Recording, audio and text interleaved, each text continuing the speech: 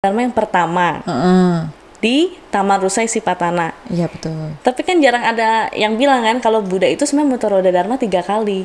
Kan 4 kebenaran mulia. Benar. Cattari Arya Sacani. Kemudian yang kedua itu Buddha memutar ajaran Mahayana. Yang sering orang bilang Mahayana bukan ajaran Buddha, padahal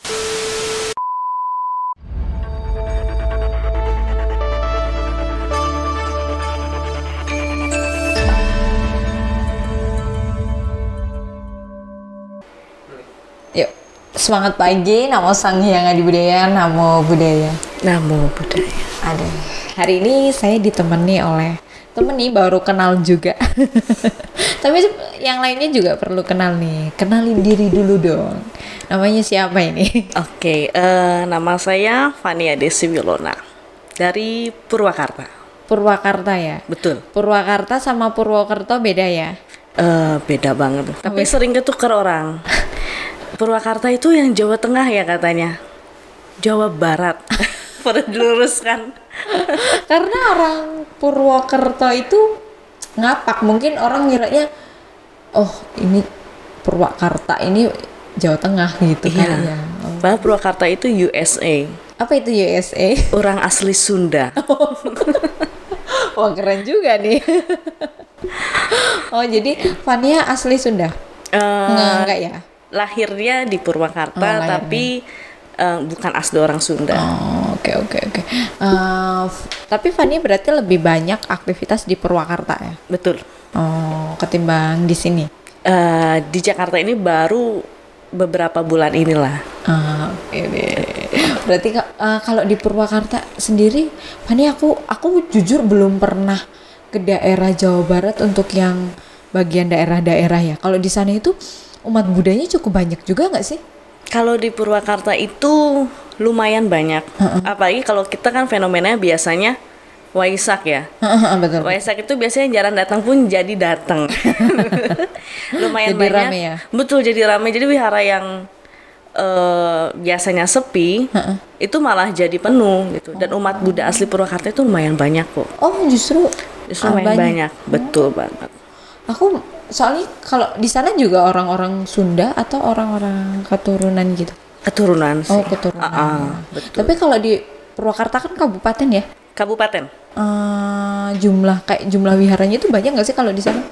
Kalau wihara, misalnya kita bilang wihara Budayana ya. Wihara Budayana itu 2. Itu ada wihara Budi Dharma sama wihara Budi Asih. Tapi yang aktif sebagai wihara, itu dalam artian nggak campur kelenteng, cuma Budi Dharma. Budi. Mungkin wihara 1, tapi kan organisasi jalan kan akar rumput ya. Iya benar-benar, kita emang harus akar rumput. Akar rumputnya itu harus kenceng itu. Karena itu memang apa ya, aset banget sih untuk akar rumput. Kalau nggak dikembangkan juga sayang sekali. Kalau di sana berarti ada 2 wihara itu gitu. Iya betul, yang di bawah Budayana. Yang di bawah Budayana.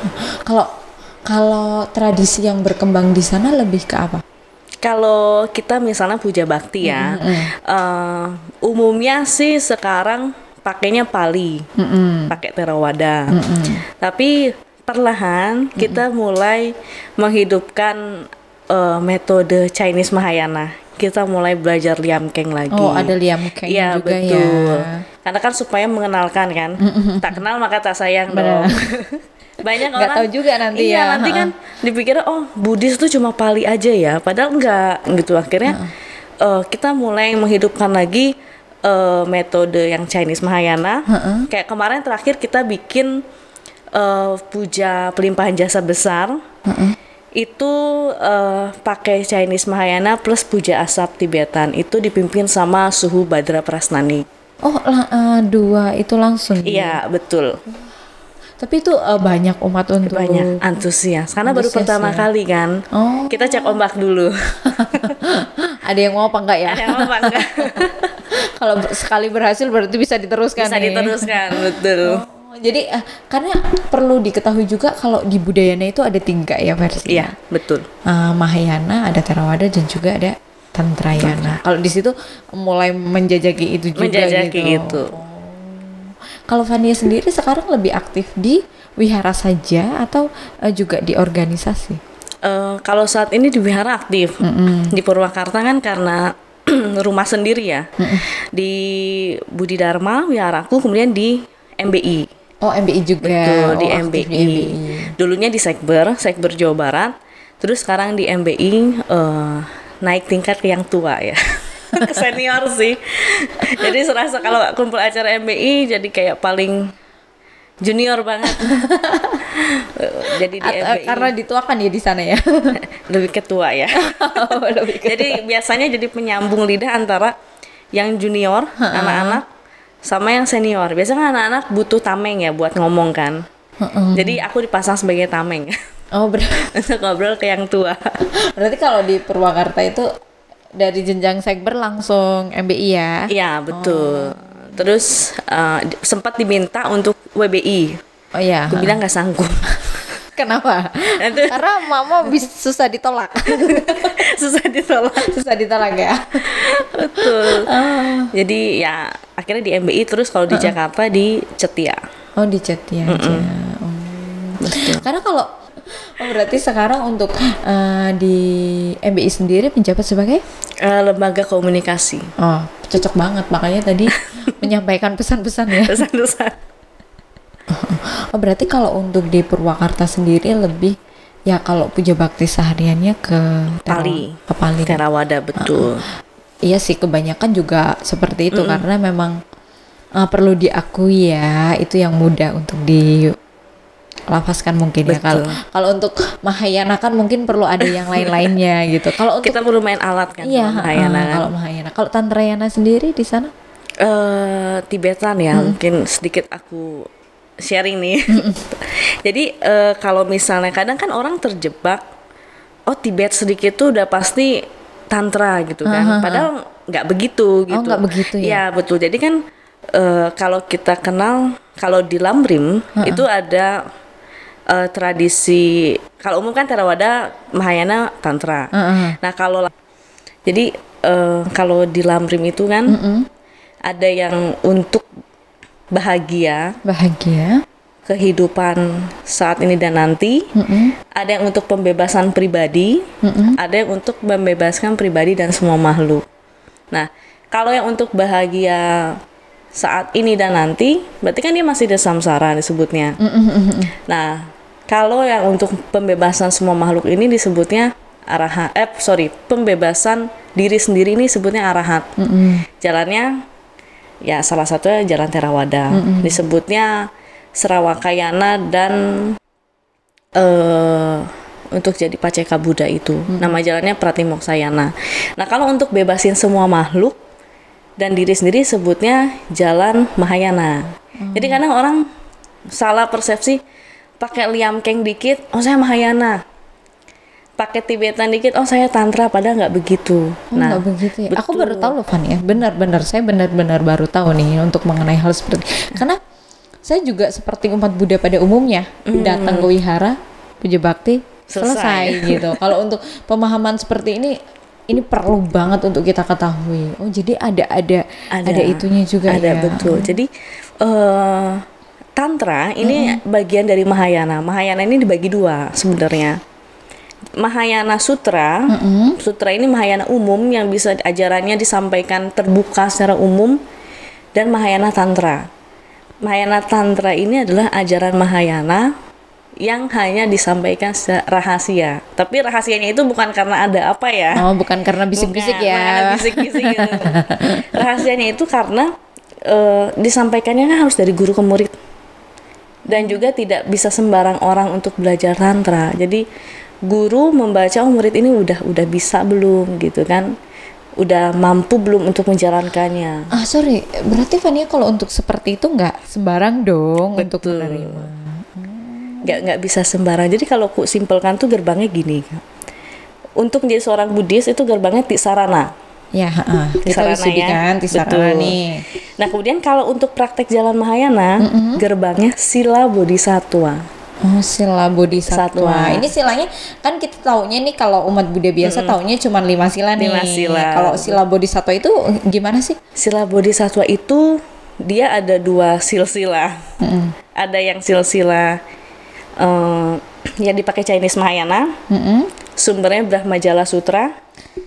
Ada yang dipakai India, guru-guru India itu yang dipakai tradisi Tibet. Jumlah silanya beda. Oh, ada beda juga. Beda. Untuk pemahaman tentang sila dalam tantra ini ya? Tadi Ya, dalam untuk ambil jalan Mahayana. Oh iya, untuk jalan ambil Mahayana itu ada 2 hal. Iya, betul. Oh, karena selama ini kita taunya ya, apalagi saya itu sebagai umat Buddha taunya cuman ya Pancasila Buddhis, kalau Uposatha ya kita Atasila gitu-gitu aja sih. Untuk mengenai hal itu kurang paham ini. Ya, memang mungkin karena masih baru ya kayak. Jadi kan kalau kita boleh ngelompokin kayak Pancasila, Atasila itu adalah sila untuk pembebasan diri sendiri. Sila yang dipraktekkan ke dalam diri sendiri. Nah, kalau sila Bodhisattva itu kan pintu gerbang untuk memasuki jalan Mahayana. Nah, itu adalah sila untuk membebaskan diri sendiri dan semua makhluk. Karena isinya itu adalah komitmen kita untuk bebasin semua makhluk. Nah, nanti setelah sila Bodhisattva ini kan 2 silsilah nih. Yang Chinese Mahayana, sumbernya Brahmajala Sutra. Kemudian yang India ini kan yang dipakai sama sangga-sangga Tibet gitu ya. Nah, ini nanti setelah kita ambil sila Bodhisattva, baru kita nanti kalau mau masuk tantra, gerbangnya disebutnya abhiseka atau inisiasi. Oh, ada stepnya gitu, nggak tiba-tiba yang biasa Pali terus tiba-tiba puja bakti Tibetan saya tantra, nggak begitu. Saya kira akan sesimpel itu kan ya, ternyata nggak juga ya. Ternyata kompleks banget. Dari itu juga kita juga jadi tahu bahwa ajaran Buddha juga sangat meluas gitu kan. Sangat-sangat luas dan semuanya kan kadang ada orang yang tantra itu bukan ajaran Buddha gitu kan. Mahayana itu bukan ajaran Buddha. Padahal semuanya itu Buddha sendiri yang ngajarin loh. Jadi kan kalau kita kenal umum tuh Buddha memutar roda dharma yang pertama. Di Taman Rusai Sipatana. Iya, betul. Tapi kan jarang ada yang bilang kan kalau Buddha itu sebenarnya muter roda dharma 3 kali. Oh, jarang, memang jarang. Ya. Lebih yang ya karena itu setiap perayaan kita rayain jadi orang diulang terus jadi orang taunya itu aja gitu. Betul. Padahal Buddha itu muter roda dharma 3 kali. Yang pertama itu kan 4 kebenaran mulia. Benar. Cattari Arya Sacani. Kemudian yang kedua itu Buddha memutar ajaran Mahayana. Yang sering orang bilang Mahayana bukan ajaran Buddha, padahal Mahayana ajaran Buddha. Oh, berarti Mahayana itu bukan suatu tradisi, bukan ya? Mahayana itu kalau aku melihat lebih kepada satu motivasi. Cuma orang sekarang mengkerdilkannya aliran jatuhnya kan. Gitu. Jadi Buddha itu yang kedua memutar roda dharmanya itu di puncak Gunung Nasar. Gitu. Puncak Gunung Nasar itu beliau menyampaikan ajaran apa? Prasnaparamitra, Kak. Sutra Polomito Sinjing. Oh, ya. Polomito Sinjing. Ini sering baca Sinjing, jangan-jangan jadi nggak tahu nih. Jadi penasaran ini saya. Kayaknya taunya isi kosong gitu ya. Kosong nggak isi. Dompet kosong tolong diisi. Baca Sinjing ini bagus. Bagusnya apa belum tahu nih. Manfaatnya baca berapa kali ada apa gitu kan. Nah, itu dia. Nah, yang ketiga, Buddha itu maparin bareng. Jadi seorang Buddha itu kan punya banyak tubuh. Jadi ketika Buddha mutar roda dharma yang kedua tadi di puncak Gunung Nasar itu kan menyampaikan Prasnaparamitra. Beliau dalam waktu yang bersamaan di tempat yang berbeda di Amarawati beliau memaparkan Kalacakra Tantra. Gitu. Atas permintaan Raja Suchandra. Ini nggak pernah ini nggak pernah dengar, saya juga. Jadi kita dengar ya. Waduh, bahaya ini. Saya 29 tahun saya sudah menjadi umat Buddha. 21 tahun saya baru dengar ini beneran. Akhirnya jadi karena ini selama ini belajar ini apa riwayat hidup Buddha Gautama itu cuman ya itu. Iya, pemutaran roda yang pertama doang. Yang pertama tuh sampai berapa kali yang pertama tuh terusnya? Iya. Gitu. Jadi 3 kali kan. Jadi yang ketiganya Buddha ngajar Kalacakra Tantra. Tantra paling atas lah. Atas permohonan Raja Suchandra. Nah, Raja Suchandra ini itu kalau di kita sistem Mahayana tuh ada emanasi. Nah, itu emanasi Bodhisattva Wajrasattva. Gitu. Jadi memang Tantra sendiri diajari sama Buddha. Gitu. Cuma kan memang tersimpan untuk waktu yang sangat lama untuk diajarkan ke manusia. Selama ini kan mungkin karena kita di Indonesia lebih familiar tradisi Pali, sehingga informasi-informasi seperti ini jarang tersampaikan. Bener. Terus kadang kita kan cuman kayak, ya kita agama Buddha, kita belajar Buddha, itu ya mungkin turunan dari orang tua, mungkin karena apa ya? Yang lebih sering memang turunan dari orang tua sih. Apalagi sekarang banyak orang tua yang menekankan anaknya tidak boleh berpindah agama, tidak boleh login di yang lainnya. Jangan lock out. Iya, nggak boleh lock out gitu. Jadinya taunya ya cuman itu aja gitu. Jadi Buddha itu mengajarkan pemutaran roda dhamma itu tiga kali dan benar-benar sangat kompleks. Jadi guru kita tuh benar-benar luar biasa deh, ngajarin ngasih obat. Untuk makhluknya itu kan banyak sekali. Jadi kadang orang bilang, oh Mahayana ditambahin, betul kan? Sering ada isu begitu. Jadi sebenarnya bukan ditambahin. Jadi Buddha mengajarkan sesuai keperluan. Oh kamu misalnya ingin bebaskan diri sendiri, kamu obatnya ini aja. Ada porsinya berarti ya. Ada porsinya. Kamu ingin bebasin semua makhluk tapi jalannya biasa, itu Mahayana Sutra. Terus kamu pengen bebasin semua makhluk, jalannya ekstra, Tantra. Gitu. Jadi ada porsinya. Jadi kalau saya orang Jawa sukanya makanan Jawa ya, ini ada makanan. Ada makanannya ini gitu. Yes. Oke. Saya baru tahu loh Fani untuk mengenai hal ini. Jadi Fani juga mempelajari hal tersebut begitu ya? Ya, bisa dibilang begitu. Ini lebih dalam sih menurut saya. Gak hanya tentang kayak kita ke wihara cuman puja bakti, duduk doang dengerin ya dharma yang biasa kita dengarkan. Ternyata ada yang lebih dalam untuk mengenai tradisi itu sendiri. Kok tradisi apa? Untuk mengenai aliran Mahayana itu tadi ya. Ada kan orang ke wihara, dengan ceramah, pulang, selesai. Bener sih, bener. Kadang juga begitu. Yang lebih sering ya, lebih seringnya begitu. Betul. Apalagi untuk kita yang apa? Belajar agama Buddha itu karena turunan gitu, warisan. Iya, warisan aja. Jadi nggak memahami tentang esensi dalamnya seperti itu. Tadi kan kamu menyebutkan tentang Pancasila. Aku jadi penasaran tentang sila tadi yang kamu Bodhisattva ya. Kalau Bodhisattva itu seperti apa sih? Kalau kita kan yang kita sebagai umat Buddha yang awam mungkin taunya kan hanya Pancasila Buddhis. Kalau kita menjalankan, ingat umat Buddha itu ada puasanya, ada ya? Iya, ada puasanya. Ya, ada puasanya. Jangan bilang nggak ada puasanya, ada itu. Kalau kita menjalankan kan kita taunya juga atas sila aja gitu. Kalau itu sila yang Bodhisattva itu bagaimana sih? Dan jujur ya, saya taunya sila Bodhisattva itu hanya untuk para bante, monastik. Jadi nggak tahu kalau rumah tangga bisa terima. Iya. Benar baru ini tahu.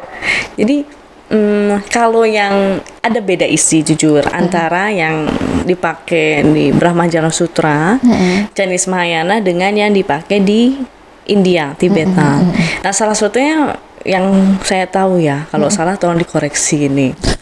Gitu. Boleh nanti suruh komentar sih. Nah, kenapa sangga-sangga Chinese Mahayana itu beliau vegetarian? Karena memang di sila Bodhisattvanya aturannya begitu. Tidak boleh makan dari hasil pembunuhan lah, katakan makhluk bernyawa. Sedangkan di yang Tibet itu nggak ada isinya. Tapi memang guru-guru Tibet itu sangat menyarankan untuk VG. VG itu sangat baik. Tapi dengan catatan bahwa motivasinya itu untuk semua makhluk. Jangan sampai kita VG nggak makan hasil pembunuhan, tapi kita makan saudara sendiri. Nah itu sering kan. Banyak saya mau VG tapi ke saudara sendiri nggak baik, itu juga kan salah. Gitu, itu contohnya. Jadi di dalam sila Bodhisattva itu isinya India dan Chinese itu ada beda. Jujur saya jumlahnya juga agak lupa karena banyak sekali. Kalau di Tibet itu yang India itu ada sila primer. Sila primer ini isinya 18 atau berapa ya, saya agak lupa. Itu kalau salah, kita kalau melanggar itu silanya patah, otomatis patah. Misalnya salah satunya seperti mencuri barang milik Triratna, itu termasuk yang primer. Kalau kita melakukan pelanggaran itu ya salah. Gitu. Tuh. Keras Terus juga nanti ya. ada yang sekunder 40 sekian. Oh, ada primer, sekunder. Ada, kayak Patimoka. Jadi kalau yang sekunder ini dia jadi beberapa part kalau yang India kayak sila yang terkait dengan Wirya Paramita, sila yang terkait dengan Kesanti Paramita, itu ada gitu. Terus seperti isinya juga yang lain harus memberikan maaf misalnya kepada orang yang meminta maaf, itu juga masuk ke sila kita aturan. Dan kalau yang India ini rumah tangga boleh terima gitu. Jadi karena kan kalau di tantra itu praktiknya itu kan baik monastik maupun non monastik itu kan secara tantra sama. Yang membedakan itu kan adalah winaya. Sangga punya winaya sangga kan. Betul. Nah, artinya ketika dia mau mengambil jalan tantra, menerima abhiseka inisiasi, dia harus ambil sila bodhisattva dulu kan. Nah, rumah tangga juga pasti kan ngambil. Jadi basisnya kan ada tantra Hindu, tantra Buddhis kan. Nah, basis tantra Buddhis adalah bodhicitta, batin pencerahan demi semua makhluk. Oh, jadi ini ya, Van, maksudnya kalau di tantra itu juga bervegetarian juga ya? Karena nggak tahu sih kalau yang lain. Kadang kan orang berpikirnya hanya Mahayana aja nih yang bervegetarian, untuk yang lain mungkin boleh gitu. Ternyata di situ juga ada pengambilan sila bodhisattva juga ya. Betul, tapi bedanya tidak wajib VG. Tapi untuk kan tantra itu ada kelas kan. Paling dasar Kriya Tantra. Kalau di Gelug, Kriya Tantra ini untuk ngambil inisiasi Kriya Tantra, dia harus VG bersih. Tidak boleh bawang, tidak boleh kopi pun nggak boleh, pokoknya berbau menyengat nggak boleh. Tapi nanti kan ada kelasnya lagi, nanti makin ke atas ada yang harus VG dan ada enggak. Tapi memang kalau bisa VG itu lebih bagus. Gitu. Saya baru tahu nih. Jadi kayak mengupas ya. Iya, karena taunya ya menjadi umat Buddha ya gini-gini aja gitu. Belum memahami aliran yang lainnya secara mendalam, karena taunya ya kalau ya benar kayak kamu tadi ngomong, taunya Mahayana ya bacanya Liam Keng. Ya pokoknya kalau Liam Keng bacanya mantra gitu ya. Udah selesai di situ aja untuk nggak tahu kalau di situ ada tersirat tentang ajarannya yang guru Buddha sendiri ajarkan di situ gitu kan. Bukan ini ya, bukan adopsi karena misal ini ajarannya dari Tibet, bukan ya, tapi memang itu dari guru Buddha sendiri gitu kan. Kadang kan orang mispersepsi, pokoknya kalau Tibet tantra yang tadi aku bilang, padahal itu Buddha sendiri ngajarin dari India. Dan bahkan tantra itu bukan hanya di Tibet, di Jepang ada ya, Singon tantra, di Nusantara sendiri juga kan dulu tantra. Iya, benar. Ketika malah Indonesia lebih dulu tantra daripada Tibet. Iya, aku juga tahu itu gara-gara nonton film dokumenter Muara Jambi. Pas Munas ya? Iya. Sebelum Munas itu saya ada penjajakan di MBI DKI Jakarta itu. Beliau kebetulan waktu itu dikasih kesempatan untuk beberapa organisasi Buddhis untuk nonton bareng. Dan di situ waktu itu memang Bu Nia Dinata sebagai produsernya memang hadir sih. Beliau juga menjelaskan. Terus ada dosen dari UI, terus ada beberapa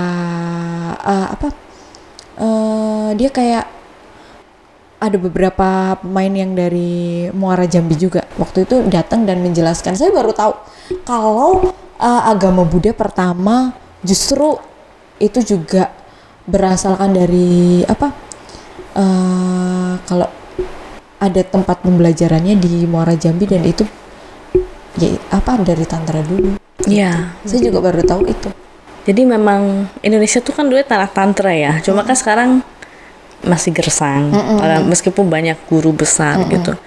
Dan Indonesia jauh lebih dulu tantra daripada Tibet. Itu kan banyak sekali peninggalan candi. Makanya anak muda kita harus keliling candi. Oh iya. Oh berarti untuk jalan-jalan, please jalan-jalan itu utamakan candi dulu. Karena jujur saya sangat terinspirasi untuk keliling candi dari Romo Surya Mahendra. Beliau ini salah satu guru rumah tangga di Indonesia yang punya kualitas. Kalau Fania sendiri udah ke candi Buddhis apa aja nih? Februari lalu saya backpacker keliling candi, 10 candi. Candi. Pakai tas carrier, naik kereta ke Borobudur, ke Mendut, ke Pawon, itu kan satu garis lurus. Iya, sih satu. Magelang, terus di Jogjanya itu ke Kalasan, Pelawasan, lebih dari 10 sih, Pelawasan, terus Bubrah, Lumbung, Sewu ya.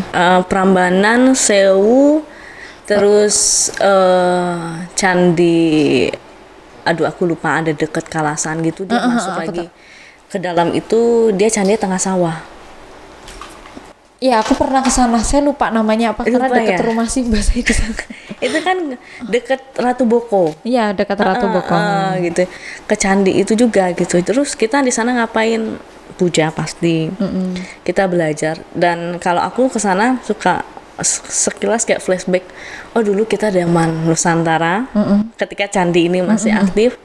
Wah, kebayangnya dulu yang ngasih persembahan sangat banyak. Terus ketika pujian-pujian untuk Buddha, Bodhisattva dilantunkan, betapa makmurnya gitu kan.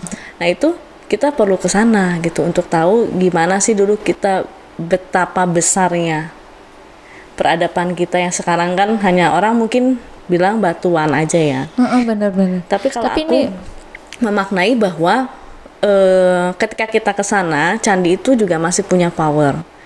Batuan yang candi itu sebenarnya menyimpan banyak sekali doa-doa yang pernah dulu dilantunkan. ya kadang merinding gitu nggak Iya. sih Fania? Kadang ya kalau emang kita dari awalnya memang niatnya adalah berdharma ya atau berziarah, saya rasa memang iya di candi itu benar-benar kekuatan magicnya memang luar biasa. Iya. Gitu. Jadi dan aku tuh paling seringnya ke Kalasan karena punya devosi ke Aryatara kan. Oh di Kalasan itu Di ya? Kalasan, dan kemarin Juli, kayaknya tahun ini udah 3-4 kali atau 5 kali gitu ke Kalasan. Kayak kemarin pokoknya Juli itu ke sana. Kan Kalasan ini tertutup untuk umum kan sampai Iya, sekarang, betul. masuk ke atasnya. Dan aku berdoa dalam hatiku, Aryatara saya ingin masuk, ingin doa, tapi kan sulit. Tiba-tiba karena sudah kenal sama penjaganya, Mbak ayo kita ke atas masuk. Aduh aku senang sekali. Oh jadi udah mencapai di dalam di atas ya, itu? naik ke atasnya itu gitu. Jadi anak muda jangan cuma ke luar negeri. Karena taunya kan yang suka jalan-jalan, tolong. Kita ke candi-candi, bikin Dharma Yatra ya. Iya. Keliling candi. Kayaknya perlu deh yang pemuda-pemuda wihara nih mulai nabung ya, ke candi-candi. Dan nggak mahal kok sebenarnya. Candi itu, candi-candi yang dikelola pemerintah tuh murah, biaya masuk cuma 6.000, 10.000. Oh nggak semahal yang dibayangkan ya? Tidak semahal yang dikelola oleh PT. Kan ada candi-candi yang dikelola oleh PT kan. Misalnya Borobudur, Prambanan ya. itu kan memang tiketnya Lumayan ya? lumayan. Kalau candi-candi pemerintah itu murah. Iya sih, waktu kemarin ke Mendut berapa ya, cuman Mendut itu satu paket sama Pawon cuma 10.500. 10.000. kemarin 10.000 deh kayaknya deh ke sana. Waktu acara Makapu, jadi kebetulan di Borobudur terus mampir sama teman-teman. Nah ini jadi catatan juga nih buat anak-anak muda, apalagi PMV, Sekber mungkin ya, karena memang begitu sih ya. Sudah saatnya kita kembali, kalau aku bilang merangkai permata mandala Nusantara. Wes, sudah lo banget sih. Ya ampun, aku nggak pernah berpikiran sampai segitunya loh Fania. Kalau kamu memiliki pemikiran ini sangat begitu luar biasa.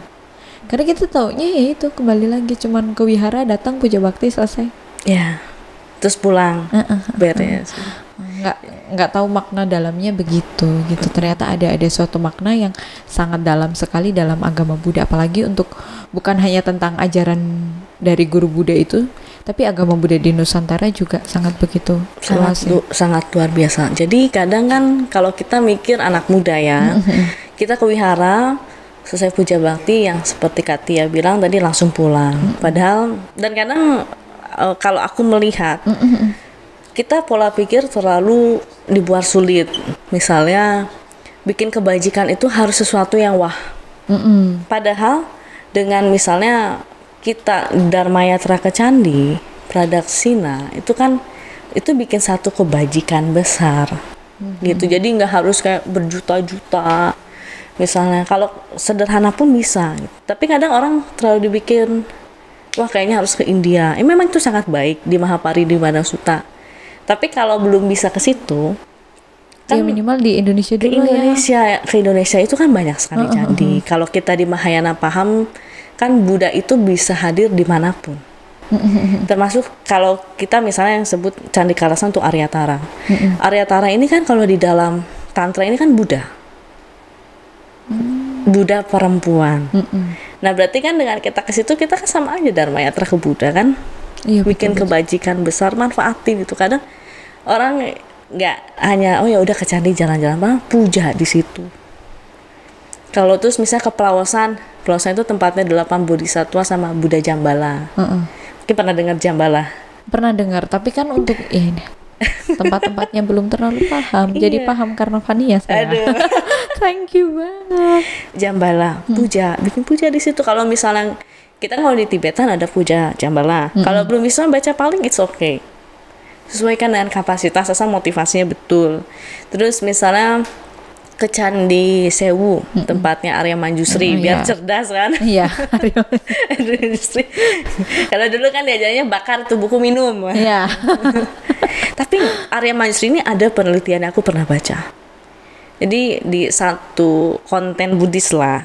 Jadi katanya siswa yang mau ujian untuk belajar baca mantra Manjusri sama yang nggak baca tuh hasilnya beda. Saya dulu jujur ya, saya tuh dulu waktu ujian bacanya itu doang. Saya ulang-ulang tahu, berharap itu ada jawaban. Materinya nggak dibaca ya, bacanya mantra. Karena saya dulu ajarinnya itu gitu. Jadi pas ujian baca Om Arafasana dia. Om Arafasana. Aduh, tapi itu adanya di Sewu. Tempat waisaknya KBI. Oh iya, saya baru tahu ini. Jujur ya ampun. Iya mau dibilang bodoh nggak apa-apa lah, tapi emang iya. Kita belajar bareng kan. Pokoknya kalau kita baca candi di buku sama datang langsung itu feelnya akan beda. Iya sih, sangat beda. Apalagi kalau kita merasa kita punya koneksi sama tempat itu. Aku pun pertama kali datang tuh di beberapa candi nangis ketika puja. Itu kalau guru saya bilang tuh ada 3 kemungkinan. Itu adalah purifikasi kita terhadap ketidakbajikan kita, dan kita punya koneksi sama tempat itu. Gitu. Pokoknya kalau datang ke candi langsung rasanya bahagia sekali. Jadi harus datang. Ini adalah pesan dari Fani ya. Untuk teman-teman yang dengerin atau bapak ibu yang kita gali lagi. Kita punya peradaban sangat bagus kan. Kita kan jadi Buddhis juga kan, kita tidak harus jadi orang Taiwan, tidak harus jadi orang India kan. Oh jadi cukup jadi orang Indonesia. Yang makannya nasi gorengan nggak ketinggalan. Bubur ya, salah lagi bubur gitu. Oke deh Fania, thank you banget. Aku berharap ini di kemudian hari Fania ada waktu untuk mampir lagi di podcast kami Like of Wisdom. Aku jujur dari tadi tuh sebenarnya mau bahas yang lain, tapi karena Fania memberikan ini motivasi banget buat saya kalau untuk umat Buddha, bahwa masih banyak sekali apalagi untuk agama Buddha Nusantara ya. Betul. Saya harapannya Fania ada waktu lagi untuk mampir lagi di podcast kami biar bisa memberikan pencerahan untuk khususnya kaula muda. Biar jalan-jalannya nggak hanya di pantai, biar jalan-jalannya nggak hanya ke luar negeri, biar jalan-jalannya nggak hanya nonton K-pop. Jalan-jalan ke candi. Yes. Okay. Ke candi itu murah loh, yang tadi aku bilang. Iya, murah ya Fani. Apalagi kalau backpacker.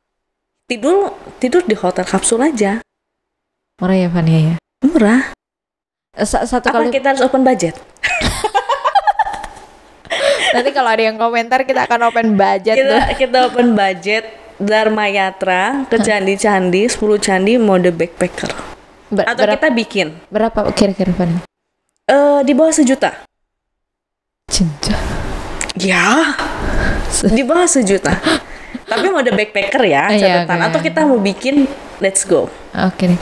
Kita akan bahas di kemudian hari ketika Fani akan mampir di podcast Like of Wisdom ini. Saya menunggu lagi karena banyak banget yang berikutnya akan kita bahas. Thank you banget Fania. Sama-sama. Untuk hari ini.